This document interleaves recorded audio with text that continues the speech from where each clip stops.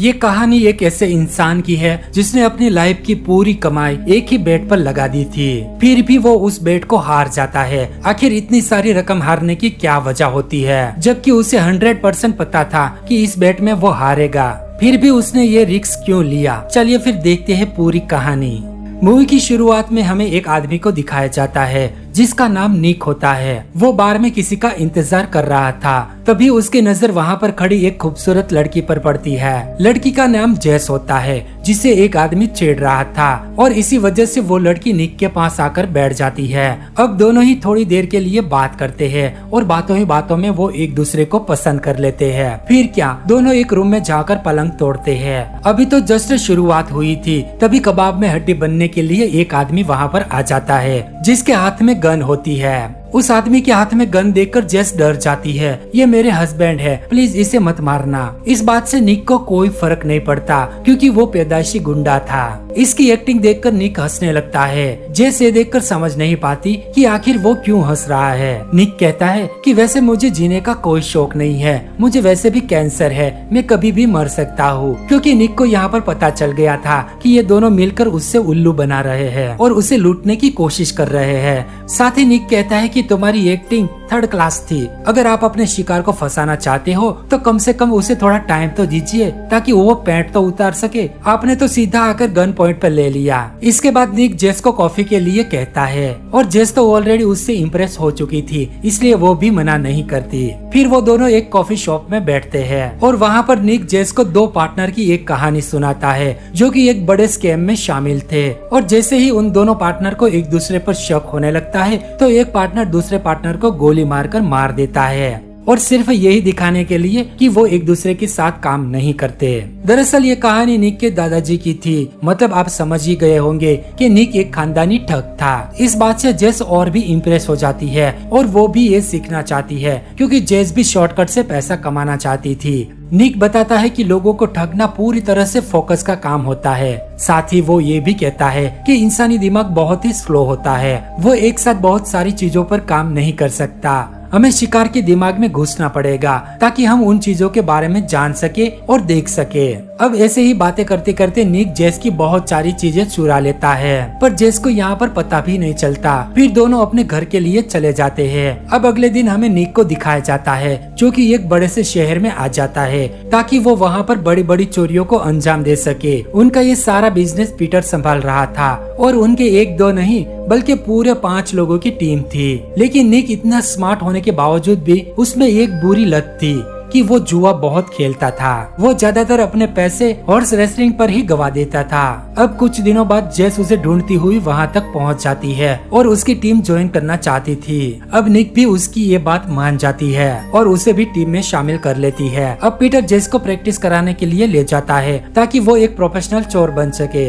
इसके लिए पीटर उससे भीड़ वाले इलाके में ले जाता है ताकि वो अच्छे से चोरी कर सके। सबसे पहले उसे टाइट कपड़े पहनाए जाते हैं ताकि लोगों की नजर उसके कपड़ों पर रहे। फिर एक के बाद एक छोटी बड़ी बहुत सारी चोरियां करती है। निक ये सब ऊपर से देख रहा था जिससे कि वो उससे काफी इम्प्रेस हो जाता है और फाइनली उससे भी चोरों की रानी का सर्टिफिकेट दे देता है। और सर्टिफिकेट देखकर जेस भी काफी खुश हो जाती है, जैसे कि उसे लगता है कि उसने पूरा वर्ल्ड कप जीत लिया हो। फिर यहाँ से सीन शिफ्ट होता है और हमें एक कसिनो को दिखाया जाता है जहाँ पर बहुत बड़े बड़े कांड होते हैं, जैसे कि क्रेडिट कार्ड की चोरी, पिन कोड की चोरी और यहाँ तक कि उसने वहाँ पर नकली एटीएम भी लगाए रखे थे। अब निक जेस को फराद से मिलाता है जो कि चोरी करने में गोल्ड मेडल ले चुका है। निक फराद को हाय कहती है पर फराद उसे कोई भाव नहीं देता क्योंकि उसे पता था कि ये मुर्गी मुझसे पटने वाली तो है नहीं। अब निक जेस को अपने अड्डे पर ले जाती है जहाँ पर चोरी का सारा सामान रखा हुआ था। जहाँ जेस को एक नेकलेस पसंद आ जाता है, वो उसे लेना चाहती थी लेकिन निक उसे मना कर देता है। निक कहता है कि जो भी चीज चुराई होती है उसे बेचना जरूरी होता है, ना कि हमें पहनना, नहीं तो हम पकड़े जा सकते हैं। ये पूरा अड्डा देखकर जेस समझ जाती है कि निक कोई छोटा मोटा नहीं बल्कि चोरों का सरदार है। वो चाहता तो अभी ये काम छोड़ सकता था क्योंकि उसके पास इतनी सारी दौलत जो हो चुकी थी, पर वो अपना बिजनेस और भी बढ़ाना चाहता था। साथ ही वो ये भी कहता है कि मैं चाहता तो मैं रिटायर्ड हो सकता हूँ, पर आपको पता ही होगा कि रिटायर्ड के बाद की जिंदगी कितनी बकवास होती है। इसके बाद निक कैशियर से एक पैसों की गड्डी लेता है, वो भी सिर्फ जुआ खेलने के लिए। अब निक सारे पैसे एक बैग में भर लेता है। उसके बाद वो दोनों एक होटल में रुकते हैं और पलंग तोड़ते हैं। अब यहाँ से सीन शिफ्ट होता है और हमें एक पार्टी का सीन दिखाया जाता है। दरअसल ये पार्टी निक ने अपने दोस्तों को दी होती है, क्योंकि इस हफ्ते उसने सबसे ज्यादा चोरियां की होती है, करीब $1.5 मिलियन की। निक ने प्रॉमिस किया था कि वो सबके घर अपने हिस्से का पैसा पहुंचा देगा। पार्टी खत्म होने के बाद पीटर ने पैसों से भरा बैग निक को दे दिया और उन्हें मम्मी कसम खिलाई कि आज के बाद वो जुआ नहीं खेलेगा, और ये बात जेस भी सुन लेती है। आगे निक और जेस एक मैच देखने के लिए चले जाते हैं। मैच में कुछ मजा नहीं आता, इसलिए वो दोनों टाइम पास करने के लिए एक दूसरे के साथ बैट लगाते हैं कि क्या वो बंदा हॉट डॉग कैच कर पाएगा। फिर उन्हें एक लड़की दिखती है जिसने शॉर्ट पहन रखा था। उन्होंने उसकी डिग्गी पर एक बैट लगाई कि कितने लोग उसको पलटकर देखेंगे। जेस कहती है कि 8 लोग और निक कहता है कि 3 लोग। पर ये पूरी बात एक आदमी पीछे से गौर से सुन रहा था। फिर क्या, उसने भी उसे ज्वाइन कर लिया। उस आदमी ने भी कहा कि मुझे लगता है कि 5 लोग उससे मुड़कर देखेंगे।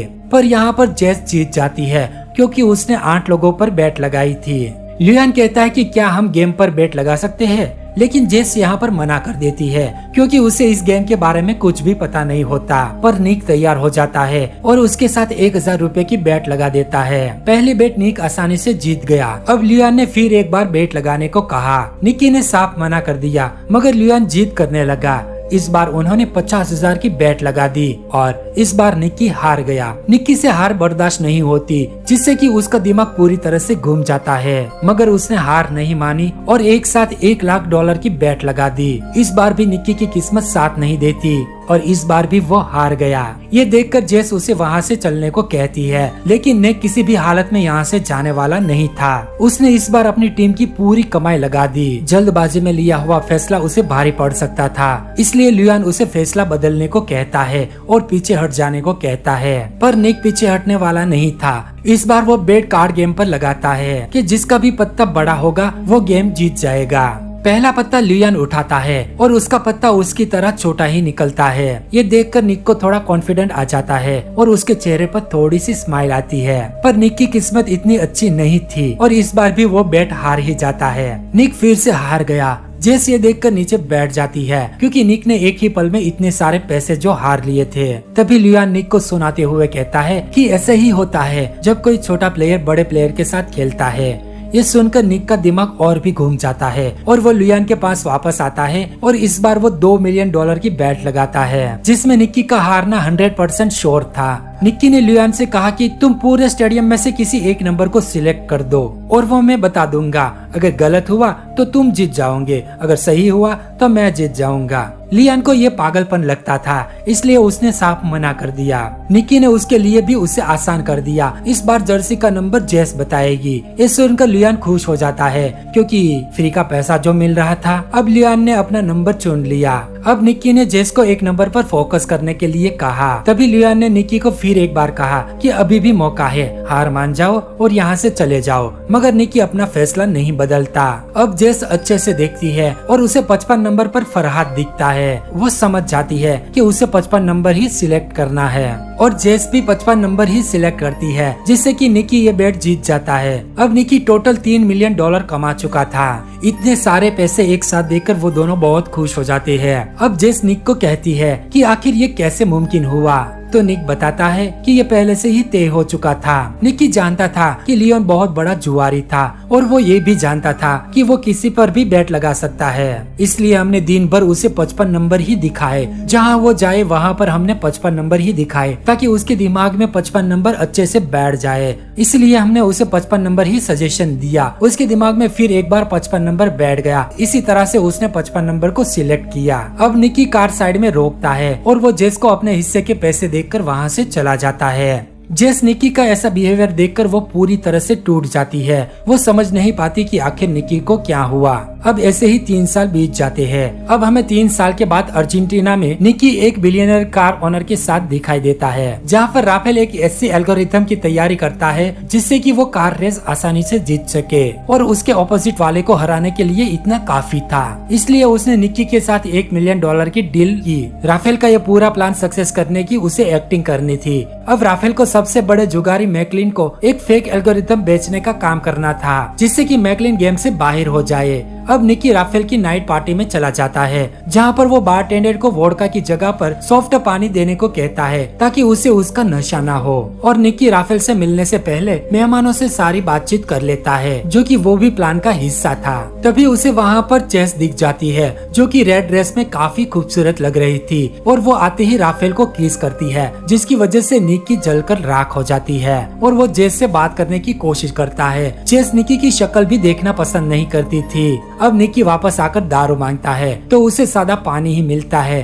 अब सादा पानी का नशा करने के बाद निकी राफेल की ऐसी की तैसी कर देता है और जेस का पूरा गुस्सा उस पर निकाल देता है। पर उसके बाद राफेल के गुंडे निक को मार मार के सुअर बना देते हैं, क्योंकि वो जेस के करीब गया था। फिर राफेल के बॉडीगार्ड उसे उठाकर बाहर पटक देते हैं, जहाँ पर मैकलिन का बॉडीगार्ड उसे एक कार्ड देता है और उसे डिनर के लिए इनवाइट करता है। निकी देखता है कि जेस राफेल के साथ कुछ ज्यादा ही क्लोज हो रही थी, इसलिए उसका पूरा फोकस मैकलिन से बात करने में नहीं था। निकी वहाँ से बाहर आ जाता है और सीधा जेस के पास चला जाता है और उसके पास जाकर वो राफेल की बुराई करने लगता है। पर जेस से उसकी बातों से कोई फर्क नहीं पड़ता, क्योंकि वो एक बार उस पर भरोसा कर चुकी थी। जेस वहाँ से चली जाती है। उससे पहले वो निकी का वॉलेट दे देती है और कहती है कि आज भी मैं चोर ही हूँ। अब निकी और मैकलिन की $3 मिलियन की जो शर्त हुई थी वो पक्की हो जाती है, जिसके हिसाब से निकी ने पूरा एल्गोरिथम सच लगने लगी। दूसरी तरफ निक ने जेस के बहुत करीब आने की कोशिश की, लेकिन उसकी कोशिश नाकाम रही। फिर उसने अपना हुक्म का इक्का चलाया,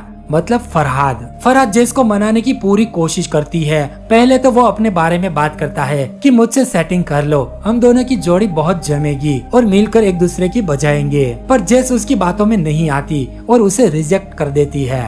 उसके बाद फरहान उसे एक नेकलेस देता है, जो कि 3 साल पहले जेस ने उसे मांगा था। अब इस नेकलेस को देखकर फाइनली जेस मान जाती है और वो निकी के पास चली जाती है। फिर एक बार वो दोनों पास आ जाते हैं। रात को जेस निकी के दरवाजे पर बैठी हुई थी। फिर तभी कबाब में हड्डी बनने के लिए राफेल का बॉडीगार्ड टकलू वहाँ पर पहुँच जाता है। टकलू को देखकर जेस वहाँ पर चुप जाती है और बालकनी में चली जाती है। अब टकला वहाँ से जाने से पहले निकी को एक बॉक्स देता है और यहाँ से पता चलता है कि निकी ने राफेल का पूरा एल्गोरिथम चेंज कर दिया है। उसने सिर्फ मैकलिन को नहीं पर पूरी की पूरी 9 टीम को ये एल्गोरिथम बेच दिया था। मतलब कि जहाँ पर $3 मिलियन थे, वहाँ पर $27 मिलियन आ गए थे। अब निकी को पता चल जाता है कि उसका पूरा भांडा यहाँ पर फूटने वाला है, इसलिए निकी को वहाँ से भागना पड़ता है। पर निकी जेस से प्यार करता है, इसलिए वो उसे लिए बिना वहाँ से जा नहीं सकता था। दूसरी तरफ मैकलिन का बॉडीगार्ड शॉप से कुछ खरीद लेता है, जहाँ पर कुछ देर के बाद वो अपनी घड़ी देखता है और हेलमेट पहन लेता है और गाड़ी को स्पीड से चला देता है। फिर वो गाड़ी को सीधा निक की गाड़ी में घुसा देता है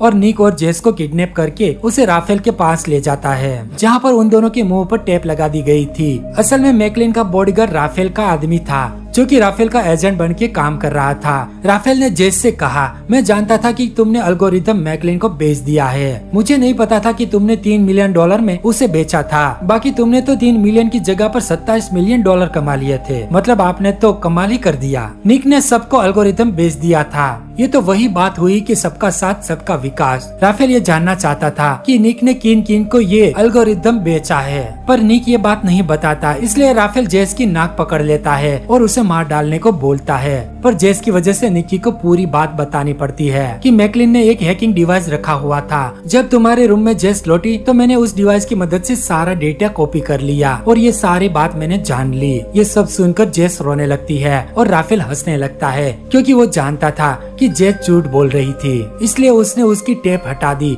जिससे कि जेस बताती है कि राफेल उसका बॉयफ्रेंड नहीं है, वो तो उसकी 2 लाख की घड़ी चुराने के लिए उसके साथ आई थी और साथ ही साथ वो निकी को भी चलाना चाहती थी। मतलब कि एक तीर से 2 शिकार। फाइनली आपने सच बता दिया, पर उससे पहले राफेल के बॉडीगार्ड ने उसे गोली मार दी। निकी का बहुत सारा खून बह जाता है, जिस वजह से जेस बहुत रोती है और साथ ही जेस निकी को कहती है कि मैं तुमसे बहुत प्यार करती हूँ। ये देखकर हमें ऐसा लगता है कि निकी अब नहीं बचेगा। तभी वो टकलू बताता है कि उसने निकी को सही जगह पर गोली मारी है ताकि वो मरे नहीं। निकी सिर्फ घायल ही हुआ है, बस उसका थोड़ा सा खून बह गया है। अब वो टकलू अंकल उसे महलो कहकर बुलाता है, जिससे कि जेस को समझ में आ जाता है कि ये तो निकी के पापा ही है, मतलब कि उसके ससुर जी। अब निक को हॉस्पिटल ले जाया जाता है, जहाँ पर वो देखता है कि जेस के हाथ में वो घड़ी होती है जिसको वो चुराना चाहती थी। मतलब चोर तो आखिर चोर ही होता है। और यहाँ पर ये कहानी खत्म हो जाती है। उम्मीद करता हूँ कि आपको ये कहानी अच्छी लगी हो।